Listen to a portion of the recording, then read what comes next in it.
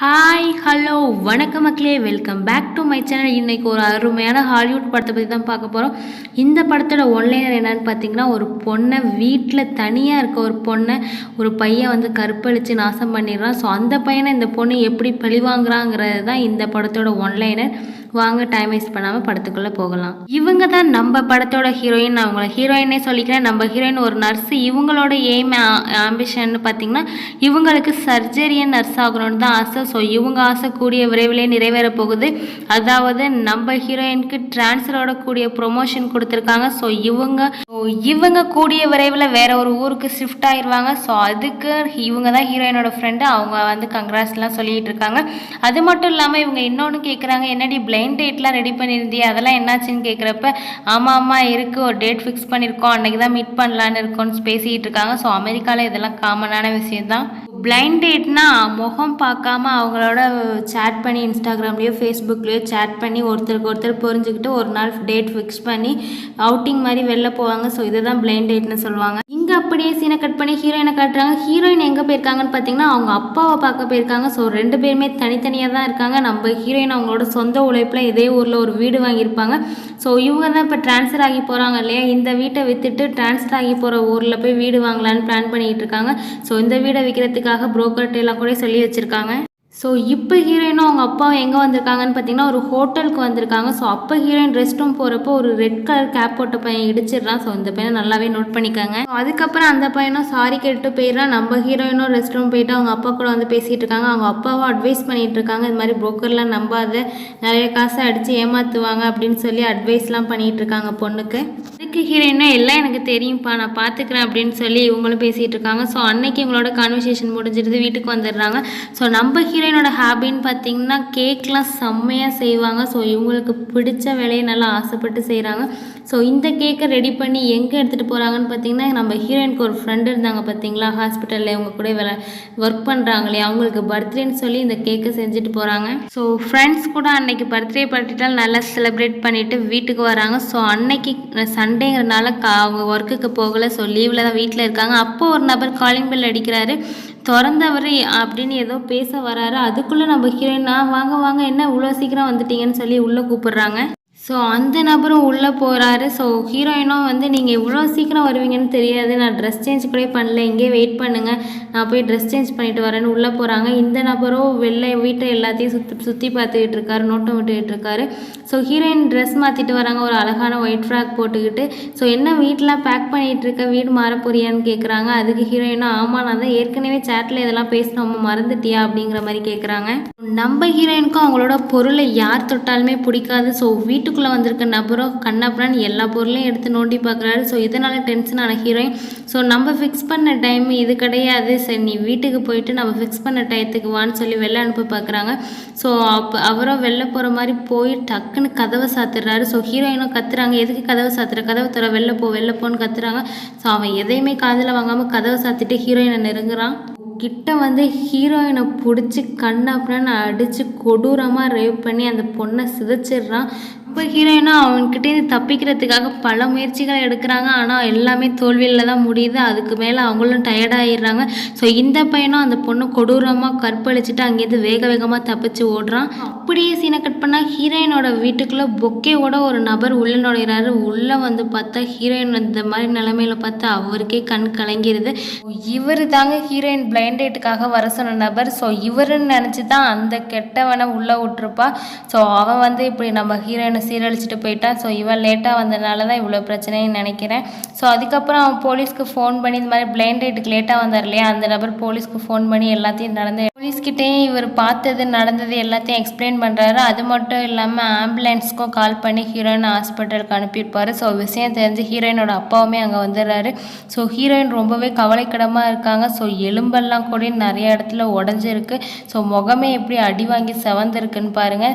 So அவங்க அப்பா கிட்ட போலீஸ் ஆஃபீஸர் ஆஃபீஸர்ஸ் நிறைய இன்வெஸ்டிகேஷன்லாம் பண்ணிகிட்டு இருக்காங்க. ஸோ அது மட்டும் இல்லாமல் ஹீரோயின் கிட்ட போய் இது மாதிரி அவங்கள சீரழிச்சவனை நீங்கள் ஏற்கனவே பார்த்துருக்கீங்களா, அவனோட அங்காடையாளம் ஏதாவது தெரியுமான்னு கேட்குறப்ப ஹீரோயின் அவனை எனக்கு நல்லாவே தெரியும்னு சொல்கிறாங்க. நமக்கே ஷாகிங்.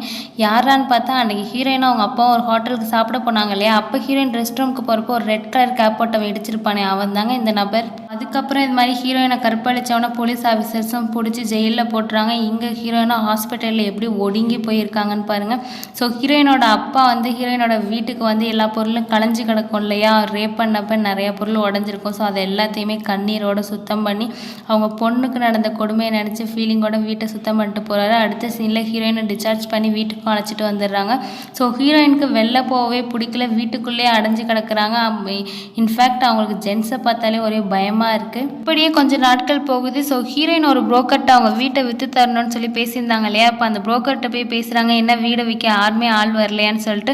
ஸோ இதுக்கு முன்னாடி நிறைய ஆளுங்க வந்துகிட்டு இருந்தாங்க. ஸோ இந்த மாதிரி அங்கே இந்த மாதிரி ரேப் இன்சிடென்ட் நடக்கவும் இந்த மாதிரி அசம்பாவிதம் நடந்த வீடுன்னு சொல்லிட்டு யாருமே வாங்க வரமாட்டாங்க அப்படின்னு சொல்கிறாங்க. ஸோ ஹீரோயினுக்கு இப்போ வீட்டை விற்கவும் வழி தரல. ஸோ இந்த வீட்டை விற்றாதான் இந்த காசை வச்சு இவங்க டிரான்ஸ்ஃபர் ஆகி போகிற ஊரில் ஒரு வீடு வாங்கலான்னு இருந்தாங்க. ஸோ இப்போ வீட்டை விற்க முடியாத நிலைமை உருவாகுது. நம்ம ஹீரோயினை அப்பப்போ வீட்டில் வந்து அவங்க அப்பாவுமே பார்த்து நல்லா விசாரிச்சுட்டு போகிறாரு. ஸோ எவ்வளோ நாள் தான் வீட்டுக்குள்ளேயே முடங்கி இருக்கிறதுன்னு சொல்லிட்டு மறுபடியும் வேலைக்கு போக ஆரம்பிக்கிறாங்க. ஸோ ஆனால் இப்போ அவங்களுக்கு எல்லாமே மாறிடுது. அவங்களோட கை வந்து நடுக்க ஆரம்பிச்சிடுது. ஸோ மெடிக்கல் ஃபீல்டில் இருக்கவங்களுக்கு கை எப்போதுமே ஸ்டடியாக இருக்கணும். ஸோ அதனால் இவங்களால் ஒரு இன்ஜெக்ஷன் கூட போட முடியல. ஸோ ரொம்பவே ஃபீல் பண்ணுறாங்க. ஹீரோயினோட ஃப்ரெண்ட்ஸோ ஒரு பொம்மை செட்டில் இந்த மாதிரி மெடிக்கல் செட்லாம் இருக்கும்ல, அந்த மாதிரியான ஒரு பொம்மை கிட்ட வாங்கி கொடுக்குறாங்க. ஸோ உனக்கு தான் கை நடுக்குது இல்லையா, இதில் சர்ஜரி பண்ணி பார்த்து ப்ராக்டிஸ் பண்ணிக்கோன்னு சொல்லிட்டு அவங்க நல்ல விதமாக தான் கொடுக்குறாங்க. ஆனால் ஹீரோயின் தான் அதை தப்பாக எடுத்துக்கிட்டு அவங்கள்ட்ட எரிஞ்சு விழுறாங்க. ஸோ அவங்களுக்கு ரொம்ப பிடிச்சா ஹாப்பியான கேக்கையாவது செஞ்சு பார்க்கலாமேன்னு பார்த்தா அது கூட ஒழுங்காக வர மாட்டேது, கை பயங்கரமாக நடுக்க ஆரம்பிக்குது. ஸோ அவங்களே கத்தி டென்ஷன் ஆகிக்கிறாங்க, என்னடா நம்ம வாழ்க்கை இப்படி மாறிடுச்சேன்னு சொல்லிட்டு. அப்படியே சீனை கட் பண்ணி ஹீரோயினை மறுபடியும் ஹாஸ்பிட்டலில் காட்டுறாங்க. அந்த ஹாஸ்பிட்டலோட டீன் வந்து நம்ம ஹீரோயின்ட்டு என்ன சொல்கிறாங்கன்னு பார்த்தீங்கன்னா, இது மாதிரி உன்னோட கை நடுக்க இருக்கனால உனக்கு ப்ரொமோஷனோட கூடிய ட்ரான்ஸ்ஃபரையும் கேன்சல் பண்ணிடுறோன்னு சொல்லிடுறாங்க. ஸோ இப்போ நம்ம ஹீரோயின் ரொம்பவே நொந்து போயிடுறாங்க. ஸோ இப்படியே வாழ்க்கையில் இருந்தால் என்ன பண்ணுறதுன்னு சொல்லிட்டு கை நடுக்கத்தையாவது குறைச்சி பார்க்கணுன்னு சொல்லிட்டு இவங்களோட ஃப்ரெண்ட்ஸ் ஒரு பொம்மை கிட்டு கொடுத்துருப்பாங்க இல்லையா, அதில் சர்ஜரி பண்ணி ட்ரை பண்ணி பார்க்குறாங்க. அப்போயும் இவங்க கை பயங்கரமாக நடுக்குது. அதனால் அந்த கிட்டே உடச்சி போட்டுடுறாங்க டென்ஷனில். ஸோ அதுக்கப்புறமா உட்காந்து யாருக்கோ லெட்ரு எழுதுகிறாங்க. லெட்ரு எழுதி அதை போஸ்ட்டுமே பண்ணுறாங்க. அப்போ தாங்க அவங்க கொஞ்சம் ஹாப்பியாக இருக்காங்க, சிரிக்கிறாங்க, அவங்களோட வேலையெல்லாம் நல்லாவே பண்ண ஆரம்பிக்கிறாங்க. ஸோ அப்படி இவங்க யாருக்கு தாண்டா லெட்ரு அனுப்புகிறாங்கன்னு நமக்கு தெரில. ஸோ அதனால் இவங்க எவ்வளோ ரொம்ப ஹாப்பியாகிடுறாங்க பழையபடி. ஸோ அந்த லெட்ரு திரும்ப ரிட்டர்ன் ஆகிடுது. ஸோ தளர விடாமல் மறுபடியும் லெட்ரு எழுதி மறுபடியும் போஸ்ட் பண்ணிகிட்டே இருக்காங்க. ஸோ இப்படி இவங்களோட வாழ்க்கை தொடர்ந்து போயிட்டுருக்கு. டெய்லியுமே ஒரு லெட்ரு எழுதி போஸ்ட் பண்ணிகிட்டே இருக்காங்க. அது ரிட்டர்ன் ஆகிக்கிட்டே இருக்குது. இதுக்கிடையில் ஹீரோயினோட அப்பா ஹீரோயின் வேலை பார்க்குற ஹாஸ்பிட்டலுக்கே ஃபோன் அடித்து இது மாதிரி என் பொண்ணுட்டு ரொம்ப அர்ஜென்ட்டாக பேசணுன்னு சொல்கிறாங்க. ஹீரோயினும் என்னன்னு கேட்குறப்ப இது மாதிரி நான் நடந்து வாக்கிங் போயிட்டு இருந்ததுக்கப்போ கீழே விழுந்துட்டேன், என்னால் ஏந்திரிக்க முடியல, மற்றவங்கள்ட்ட ஹெல்ப் கேட்கவும் ஒரு மாதிரி கூச்சமாக இருக்குது, நீ வந்து ஹெல்ப் பண்ணுறியான்னு கேட்குறாங்க. ஸோ உடனே ஹீரோயினும் அவங்க அப்பா இருக்க இடத்துக்கு போய் காப்பாற்ற போகிறாங்க. ஸோ அவங்க அப்பாவோ நான் தானாகவே ஏந்திரிச்சிக்கிறேன், ஆனால் எனக்காக நீ ஒரு ஹெல்ப் பண்ணு, இந்த டாகை மட்டும் நீ கொஞ்சம் வளர்த்து பார்த்துக்கோ அப்படின்னு சொல்கிறாங்க. ஸோ அவங்க அப்பா இதை ஒரு பிளானோட தான் கொடுக்குறாங்க. அவங்க பொண்ணுக்கு துணையாக அந்த டாகாவது இருக்குமேன்னு சொல்லிட்டு சரினா அவங்க அப்பா பேச்சுக்கு இணங்க அந்த டாகை நான் வாங்கிட்டு போய் எங்கள் வீட்டிலே வச்சு வளர்க்குறேன்னு ஹீரோயின் வாங்கிக்கிறாங்க. ஸோ ஹீரோயின் டெய்லியும் ஒருத்தருக்கு லெட்டர் அனுப்பிக்கிட்டே இருந்தாங்க பார்த்தீங்களா, அந்த லெட்டருக்கு இன்றைக்கி தாங்க ரிப்ளை வந்திருக்கு. அந்த லெட்டரில் என்ன எழுதியிருக்குன்னு பார்த்தீங்கன்னா, நீ வந்து என்னை பார்க்கலாம் அப்படிங்கிற மாதிரி எழுதியிருக்கு. ஸோ ஹீரோயினும் அடுத்த நாளும் யாரையோ பார்க்க போகிறாங்க. யாருன்னு பார்த்தீங்கன்னா, ஜெயிலில் இவளை கற்பழித்து தண்டனை அனுபவிச்சிட்டு இருக்க அந்த நபரை பார்க்க போகிறாங்க. ஸோ ஹீரோயினும் உன்னை கற்பழித்த நபரை போய் மீட் பண்ணி பேசுகிறாங்க. ஸோ எப்படி இருக்க, நல்லா இருக்கியாங்கிற மாதிரிலாம் நார்மலாக கேஷுவலாக பேசிகிட்டு இருக்காங்க. ஸோ அதுக்கு அந்த பையனும் நான் நல்லா இருக்கேன், ஆனால் அன்றைக்கி நடந்தது ரொம்ப தப்பு தான், ஏதோ நான் தெரியாமல் பண்ணிட்டேன், என்னை மன்னிச்சிடுன்னு சொல்லி அவன் ரொம்பவே பணிவாக மன்னிப்பு கேட்குறான். ஸோ ஹீரோயினும் அதை விட பரவாயில்ல அப்படின்னு சொல்லிட்டாங்க. ஸோ அந்த பையனும் இன்னும் நீ அந்த வீட்டில் தான் இருக்கியான்னு கேட்குறாங்க. ஆமாம், இன்னும் அந்த வீட்டில் தான் இருக்கேன், அந்த வீட்டை விற்கலான்னு பார்த்தா நீ பண்ண காரியத்தினால அந்த வீட்டை கூட யாரும் வாங்க வர மாட்டாங்கன்னு சொல்லி ரெண்டு பேருமே கேஷுவலாக பேசிகிட்டு இருக்காங்க. அதுக்கு அந்த கற்பழிச்ச நபரோ சாரி என்னால் தான் இவ்வளோ பிரச்சனையா அப்படின்னு சொல்லி மன்னிப்பு கேட்டுக்கிட்டே இருக்கா. ஸோ ஹீரோயினும் பரவாயில்ல, சரி உனக்கு என்னென்ன வேலையெல்லாம் தெரியும்னு கேட்குறப்ப எனக்கு ப்ளம்பிங், பைப்பிங், அது மாதிரி மர வேலை கூட எனக்கு தெரியும் அப்படின்னு சொல்லி அந்த பையன் சொல்லிகிட்டு இருக்கான். ஸோ ஜெயிலேருந்து வெளில வந்ததுக்கப்புறம் திரும்பி ஏதாவது ஒரு நல்ல வேலையை பாருன்னு ஹீரோயின் அட்வைஸ் பண்ணிட்டு வராங்க. ஸோ ஹீரோயினோட போக்கே சரியில்லை, கற்பழித்தவனே காதலிக்கிற மாதிரி தெரியுது. சரி பார்ப்போம் என்ன நடக்குதுன்னு. சரி, அன்னைக்கு ஒரு நாள் தான் மீட் பண்ண போனாங்கன்னு பார்த்தீங்கன்னா, டெய்லியும் போய் அந்த கற்பழிச்ச நபரே போய் பார்க்குறாங்க. வாரத்துக்கு ஒரு 2 இல்லைனா 3 டைம் போய் அவங்க கூட பேசிக்கிட்டு இருக்காங்க. ஸோ 2 பேரும் வள வள கொல கொலன்னு சொல்ல விட்டே 2 பேரும் பேசிக்கிட்டு இருக்காங்க. ஸோ இங்கே ஒரு பக்கம் அவங்க அப்பா கொடுத்த டாகை இவங்க நல்லாவே பராமரிச்சுட்டு வராங்க. ஸோ அன்னைக்கு ஒரு நாள் இவங்க மாடலாக எவ்வளோ அழகான ட்ரெஸ் போட்டுட்டு அவனை போய் பார்க்கலாமேன்னு ஆசையோடு போகிறாங்க. அன்னைக்குன்னு பார்த்து அந்த பையன் வரவே இல்லை மீட் பண்ணுற ரூமுக்கு. ஸோ இவங்களும் டென்ஷனோட வீட்டுக்கு வந்துடுறாங்க. அன்னைக்கு ஃபுல்லாகவே உங்களுக்கு டல்லாகவே போகுது. பழையபடியே சோகமாக இருக்க ஆரம்பிக்கிறாங்க. ஸோ அடுத்த நாள் அந்த கற்பழிச்ச நபரை மறுபடியும் ஜெயிலில் மீட் பண்ணலாமேன்னு போகிறாங்க. கோவத்தோட ஏன் நேற்று என்னை பார்க்க வரலன்னு டென்ஷனாக கேட்குறாங்க. ஸோ அதுக்கு அந்த நபரும் ஜெயிலில் இருக்க எல்லாருமே என்னை போட்டு அடிச்சிட்டாங்க, என்னால் எழுந்திரிச்சு நடக்கக்கூட முடியலைங்கிறாங்க. அதுக்கு ஹீரோயினை ஏன் நீ திரும்ப அடிக்க வேண்டியதானேன்னு கேட்குறப்ப, நான் திரும்ப அடிக்க மாட்டேன்னு எல்லாருக்குமே இங்கே தெரியும், அதனால தான் என்னையே போட்டு எல்லாம் டார்கெட் பண்ணி அடிக்கிறாங்கன்னு சொல்கிறாரு. ஸோ அதுக்கு ஹீரோயினும் ஏன் நீ திரும்ப அடிக்க மாட்டேன்னு கேட்குறாங்க. ஸோ 6 வருஷம் சிறை தண்டனை நம்ம நல்லா ஒழுக்கத்தோடு இருந்தோம்னா அது பாதி வருஷமாக குறைச்சி நல்லொழுக்கத்தின் அடிப்படையில் சீக்கிரம் ரிலீஸ் பண்ணிடுவாங்க. ஸோ அதனால தான் நான் எந்த பிரச்சனையும் பண்ணாமல் நல்ல பையனாக இருக்கேன் அப்படின்னு சொல்கிறாங்க.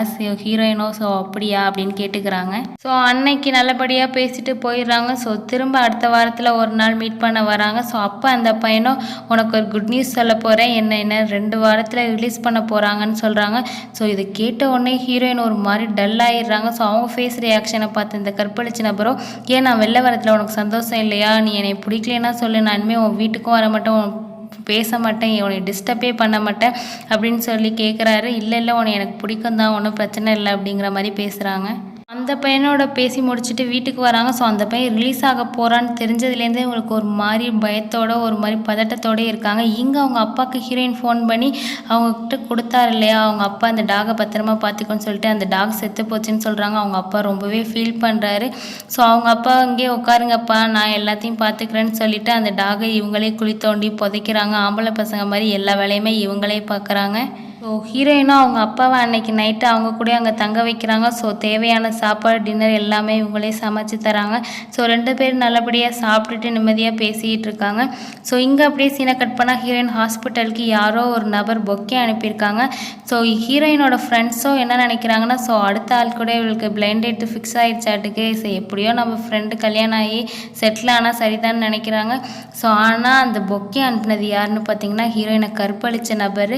ஸோ அவன் எதுக்கு பொக்கே அனுப்பியிருக்கான்னு பார்த்தீங்கன்னா, இது மாதிரி நான் ரிலீஸ் ஆகிடுச்சேன், அவங்க வீட்டுக்கு பக்கத்தில் இருக்க ஒரு ஹோட்டலில் தான் ரூம் எடுத்து தங்கியிருக்கேன், நீ ஃப்ரீயாக இருந்தால் சொல்லி நான் அவங்க வீட்டுக்கு மீட் பண்ண வரேங்கிற மாதிரி பேசிக்கிட்டு இருக்கான். அவன் பேசிகிட்டு இருக்கப்பே அவன் ஹோட்டலுக்கு வெளில இருக்க பீச்சில் 2 பொண்ணுங்க உட்காந்துருக்கா, அவங்கள அப்படியே ஒரு மாதிரி சைட் அடிக்கிற மாதிரி பார்க்குறான். அவன் இன்னும் திருந்தவே இல்லைன்னு தான் நினைக்கிறேன். ஆக்சுவலி இந்த கற்பழித்த நபர் ஏன் ஹீரோயின் வீட்டுக்கு வரவான்னு கேட்குறாருன்னு பார்த்தீங்கன்னா, ஜெயிலில் ஹீரோயின் போய் ஃபோனில் பேசி மீட் பண்ணிகிட்டு இருந்தாங்க இல்லையா, அப்போ அவங்க வீட்டில் கொஞ்சம் வுட் ஒர்க்கெல்லாம் இருக்குதுன்னு சொல்லியிருப்பாங்க. ஸோ இவன் தான் வுட் ஒர்க்கு ப்ளம்பிங் ஒர்க் எல்லாமே பார்ப்பான் இல்லையா, அதனால் அந்த ஒர்க்கை பார்க்கறதுக்காக வரான். ஸோ ஹீரோயினாக அவனை வர வச்சு ஒர்க்கெல்லாம் பார்க்க சொல்லிகிட்டு இருக்காங்க. ஸோ அவனுக்கு ஜூஸ் ஏதாவது வேணுமான்னு கேட்டு ஜூஸ்லாம் போட்டு தராங்க. அவனை உள்ள ஆனால் வெளிலே வச்சு தான் பேசிக்கிட்டு இருக்காங்க. ஸோ 2 பேருமே நார்மலாக ரொமான்ஸோடு பேசிக்கிட்டு இருக்காங்க. இவன் களைப்பாக இருக்கும் போதெல்லாம் அவங்க வீட்டுக்குள்ளே போய் ஜூஸ் போட்டுட்டு வந்து அவனுக்கு கொடுக்குறதுன்னு சொல்கிறது, அது மட்டும் இல்லாமல் அவங்க கூட சேர்ந்து இவங்களும் ஒர்க் பண்ணுறதுன்னு சொல்லி இவங்களோட லைஃப் நல்லா தான் போயிட்டுருக்கு. இது மாதிரி வுட் ஒர்க்கு ஒரு 3-4 டேஸ் போயிட்டுருக்கு.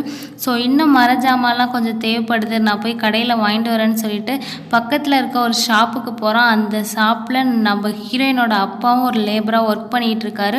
ஸோ இவனை பார்த்தோன்னே ஹீரோயினோட அப்பாவுக்கு இவனை அங்கேயே அடித்து கொல்லணும் போல் ஒரு எண்ணம் வருது. ஸோ இருந்தாலும் கண்ட்ரோல் பண்ணிட்டு இருக்கிறாரு, பப்ளிக் பிளேஸில் இது மாதிரி பண்ணக்கூடாதுன்னு சொல்லிட்டு அவன் கடையை விட்டு வெளில போனோன்னா அவனை ஒரு குச்சி எடுத்துகிட்டு ஃபாலோ பண்ணிகிட்டே தான் போகிறாரு, ஒரு கட்டையை எடுத்துகிட்டு. ஸோ இப்படியே ஃபாலோ பண்ணிட்டு போய் கடைசியில் ஹீரோயின் வீடு வரைக்குமே போயிடுறாரு. ஹீரோயினை திட்டுறாரு, நீ என்ன பண்ணிகிட்டு இருக்க, உன்னை கற்பழிச்சவனே கூப்பிட்டு வேலை கொடுத்துக்கிட்டு இருக்கேன்னு சொல்லி ஹீரோயினுக்கு கண்ணாப்பன்னு திட்டாரு. அதுக்கு ஹீரோயினும், அப்பா என் வாழ்க்கையை நான் என்ன பண்ணணும்னு எனக்கு தெரியும்னு சொல்லி அவங்க அப்பாவே கொஞ்சம் கோவமாக டென்ஷனாக பேசிடுறாங்க. ஸோ ஹீரோயினோட அப்பாவும், நீ இப்படி பேசுகிறீ, நீ என் பொண்ணே கிடையாது அப்படின்னு சொல்லி ஒரே சோகத்தோடு அங்கேருந்து கிளம்பிடுறாரு. ஸோ அதுக்கப்புறம் இதெல்லாம் பேசி முடிச்சுட்டு ஹீரோயின், சாரிப்பா மன்னிச்சிடுங்க, ஏதோ ஒரு கோவத்தில் பேசிட்டுன்னு சொல்கிறாங்க. ஹீரோயின் இங்கே பாத்டப்பில் உட்காந்து அவங்களோட முடியெல்லாம் ஷேவ் பண்ணிட்டு இருக்காங்க. அப்போ ஒரு கால் வருது, யாரான்னு பார்த்தா அந்த ஹீரோயினை கற்பழிச்ச நபர் தான். ஸோ நாளைக்கும் ஒர்க் இருக்குது தானே, நாளைக்கும் வந்துடுறேன்னு சொல்கிறாங்க. ஸோ ஹீரோயினுமே நாளைக்கும் வந்துடுற ஒர்க் இருக்குது தான் இன்னும் கொஞ்சம் அப்படின்னு சொல்கிறாங்க. ஸோ இவன் வந்து எல்லா வேலையும் பார்த்துக்கிட்டு இருக்கான். ஸோ வீட்டுக்குள்ளே வரவான்னு கேட்குறப்ப, இல்லை ஏன் வீட்டுக்குள்ளெல்லாம் எந்த வேலையும் இல்லை, வெளிலே இன்னும் பண்ணலாமே அப்படின்னு சொல்லி ஹீரோயின் அவனை உள்ளே விடமாட்டுறாங்க, பயப்படுறாங்க அவனை உள்ளே விடுறதுக்கு.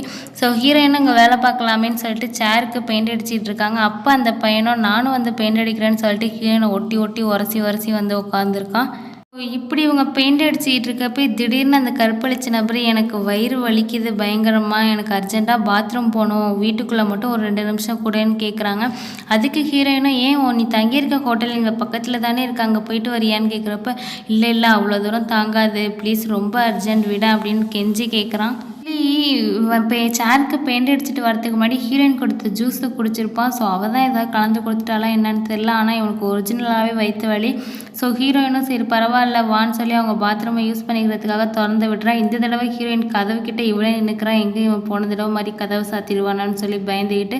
ஸோ உள்ளே போன அந்த கருப்பளிச்ச நபரும் கொஞ்சம் நேரத்தில் மயக்கம் போட்டு விழுந்துடுறாரு. அப்படியே சீனை கட் பண்ணி என்ன காட்டுறாங்கன்னு பார்த்தீங்கன்னா, இந்த கருப்பளிச்ச நபர் பெட்டில் படுத்திருக்காரு. ஸோ ஹீரோயினும் பக்கத்தில் இருந்தால் அவன் பத்திரமா பார்த்துக்கிறாரு. என்னாச்சுன்னு அவன் கண்ணை முழிச்சு கேட்குறப்ப, இல்லை நீ பாத்ரூம் போகணுன்னு உள்ளே வந்து அப்படியே மயக்கம் போட்டு விழுந்துட்டேன், நான் தான் உன்னை தூக்கிட்டு வந்து பெட்டில் போட்டு உன்னை பார்த்துக்கிட்டு இருக்கேன் அப்படின்னு சொல்கிறாங்க. ஸோ அவனும் சொல்ல விடுற மாதிரி ஹீரோயின்கிட்ட பேசுகிறான், ரொம்ப தேங்க்ஸ்ன்னு சொல்லிட்டு. ஸோ அது மட்டும் இல்லாமல் ஹீரோயினும் அவன்கிட்ட நார்மலாகவே பேசிக்கிட்டு இருக்காங்க. திடீர்னு அவன் ஆணு கத்துறான். என்னன்னு கேட்குறப்ப, என் கையில் ஒரு மாதிரி உணர்ச்சி இல்லாத மாதிரி இருக்குங்கிறப்ப ஹீரோயினும் போர்வையை விளக்கி விட்டு கட்டுறாங்க. அவனோட லெஃப்ட் ஹேண்ட் கையை வெட்டி எடுத்திருக்காங்க. அவனை பெட்டாக போட்டு கட்டி போட்டிருக்காங்க. ஸோ ஹீரோயினோட பேச்சு டோனே மாறுது, கொஞ்சம் வில்லி மாதிரி பேச ஆரம்பிக்கிறாங்க. ஆக்சுவலி ஹீரோயினோட டாக் எப்படி செத்துருக்குன்னு பார்த்தீங்கன்னா, ஹீரோயின் அவங்க ஹாஸ்பிட்டல்லேருந்து ஒரு மருந்து கொண்டு வந்து டெய்லி அந்த டாக்கு கலந்து கொடுத்துருப்பாங்க. ஸோ எந்த டோஸ்க்கு மேலே போட்டால் இறக்குறாங்க, எந்த டோஸ்க்கு கீழே கொடுத்தா அவங்க மயக்கம் போடுறாங்கிறத இந்த டாக்கு கொடுத்து செக் பண்ணியிருப்பா. ஸோ இதெல்லாம் செக் பண்ணது இவனுக்காக தான். ஸோ இவன் குடிக்கிற டெய்லி ஜூஸில் இவங்க அந்த டோஸை கொஞ்சம் கொஞ்சமாக கலந்து கொடுத்துக்கிட்டே இருந்திருப்பாங்க. ஸோ இப்போ அவன் மயக்கமானவொடனே அவனை போட்டு கட்டி வச்சுருக்காங்க. ஸோ அது எங்கன்னா அவங்களோட வீட்டுக்கு கீழே பேஸ்மெண்ட்டில் போட்டு ஒளிச்சு வச்சுருக்காங்க. அவனை அந்த பேஸ்மெண்ட்லேயே கட்டி வச்சு டெய்லி அணுவாக சித்திரவதைப்படுத்திக்கிட்டு இருக்காங்க. அது மட்டும் இல்லாமல், உனக்கு என் கையை கட் பண்ணும்போது தான் என் கை நடுங்கவே இல்லை தெரியுமா, அநேகமாக இனிமேல் எந்த ஆப்ரேஷன் பண்ணாலும் என் கை நடுங்காதுன்னு நினைக்கிறேன்னு சொல்லி தன்னை கொடூரமாக கற்பழித்தவனே சூப்பராக பிளான் போட்டு பழி வாங்குறாங்க. இப்படி இருக்கப்போ ஹீரோயின் வீட்டில் வந்து யாரோ காலிங் பெல் அடிக்கிறாங்க. ஸோ காலிங் பெல் அடிக்கிற சவுண்டு கேட்டோன்னே இவன் காப்பாற்றுங்கன்னு சொல்லி கத்த ஆரம்பிக்கிறான். ஸோ ஹீரோயினுக்கோ என்ன பண்ணுறதுன்னு தெரில. ஸோ பக்கத்தில் இருக்க அந்த காட்டன் எடுத்து வாய்க்குள்ளே வச்சு அமுக்கி பிளாஸ்திரி வாயில் போட்டு பிளாஸ்திரியை ஒட்டிட்டு மேலே போய் பார்க்குறாங்க. ஆக்சுவலி மேலே யார் வந்திருக்காருன்னு பார்த்தீங்கன்னா, ஒரு டெலிவரி பாய் தான் வந்திருப்பார். இவங்களும் வீட்டுக்கு மேலே போய் சைன் வாங்கிட்டு பார்சலை வாங்கிட்டு திரும்ப பேஸ்மெண்ட்டுக்கு வராங்க. கீழே வந்து அவன்கிட்ட பேச்சு கொடுத்துக்கிட்டே, நீ வரும்போது ஒரு பேக் கொண்டு வந்தில்ல, அதில் என்னென்னலாம் இருக்குன்னு பார்க்கலான்னு சொல்லிட்டு அவனோட பேக்கை எடுத்து செக் பண்ணி பார்த்துக்கிட்டு இருக்காங்க. அப்போ அந்த பேக்கில் ஒரு காண்டம் பாக்ஸே வச்சுருக்கான். ஸோ ஹீரோயினும், நீ வரும்போதே இந்த பிளானோட தான் வந்திருக்கியான்னு சொல்லி கோவமாக அவனை பார்க்குறாங்க. கோவமாக அவன்கிட்ட வந்து அவங்க, நீ திருந்திட்ட, உன்னை இது மாதிரி கொடுமைப்படுத்தி விட்டுடலான்னு பார்த்தா நீ இன்னும் கூட திருந்தலைன்னு தெரியுது. ஸோ உன்னையெல்லாம் இப்படியே விடக்கூடாதுன்னு சொல்லிட்டு அவனோட ஆணுறுப்பை கட் பண்ணி எடுத்துடுறாங்க. ஸோ தையல் கூட போடாமல் அப்படியே பிளட்டு லீக் ஆகி அப்படியே சாகட்டும்னு சொல்லிட்டு மேலே வந்துடுறாங்க. அவனோட பிளட்டு அதிகமாக லீக் ஆகி இறந்தும் போயிடறான். ஸோ மேலே வந்து பார்த்தா அவங்க அப்பா வந்திருக்காரு. ஸோ ஹீரோயினும் அன்னைக்கு நடந்துக்கிட்டதுக்கெல்லாம் மன்னிப்பு கேட்குறாங்க. இனிமேல் நான் அந்த பையன் கூட பேச மாட்டேன், எதுவுமே பண்ண மாட்டேன்ப்பா, இப்போ உங்களுக்கு சந்தோஷமானு சொல்கிறாங்க. ஆனால் நம்ம டார்லிங் அவனுக்கு இந்த மாதிரியான ஒரு தண்டனையை கொடுத்ததை சொன்னால் அவங்க அப்பா ரொம்பவே சந்தோஷப்பட்டிருப்பாரு. அந்த மாதிரி ஒரு சீன் கூட இந்த படத்தில் இல்லை. ஆனால் அந்த மாதிரி ஒரு சீன் வச்சுருந்தா இன்னுமே நல்லா இருந்திருக்கும். ஸோ இவங்க அந்த பையனை கொடுமைப்படுத்தின விஷயத்தெல்லாம் பற்றி அவங்க அப்பாட்ட சொல்லி அவர் ரொம்பவே சந்தோஷப்படுற மாதிரி சீன் வச்சுருந்தா நல்லாயிருக்கும். ஸோ இதோட இந்த படத்தை முடிக்கிறாங்க. ஸோ இந்த மாதிரியான நல்ல நல்ல மூவிஸ் நீங்கள் தொடர்ந்து பார்க்கணுன்னு நினச்சிங்கன்னா நம்ம சேனலை மறக்காமல் சப்ஸ்கிரைப் பண்ணிடுங்க ஃப்ரெண்ட்ஸ். Thank you so much. வேறு ஒரு நல்ல படத்தில் உங்கள் எல்லாரையும் மறுபடியும் மீட் பண்ணுறேன். தேங்க்யூ.